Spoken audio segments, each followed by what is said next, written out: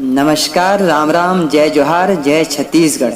संगवारी हो, मैं हूं ग्वाला प्रसाद यादव और आप सब देखत हो मोर यूट्यूब चैनल ग्वाला प्रसाद यादव। नाथ गाँव में घूमे आबे गठुला के पोहा खाबे डोंगरगढ़ भवानी तोला खैरागढ़ घुमा घूमे। अरे नाथ गाँव में घूमे आबे गठुला के पोहा खाबे डोंगरगढ़ भवानी तोला खैरागढ़ घुमा घूमे। डोंगर गाँव में डोसा खाबो गौतम के समोसा खाबो मोला मानपुर चौकी मोगरा डेम ला घुमा घूमे।